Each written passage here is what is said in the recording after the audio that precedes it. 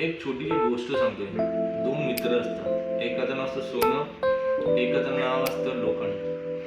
दोघांनाही आकार देताना आपण लोखंडाचा हातोडा यूज करतो, बरोबर आहे. आकार देण्यासाठी आपण लोखंडी अवजार यूज करतो.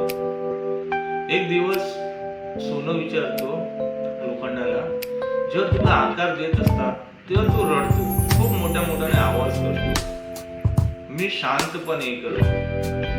तेव्हा लोखंड हसतो आणि सोनाला उत्तर देतो की जेव्हा आपलेच लोक आपल्याला मारतात तेव्हा आपण आतमधून फुटून जातो.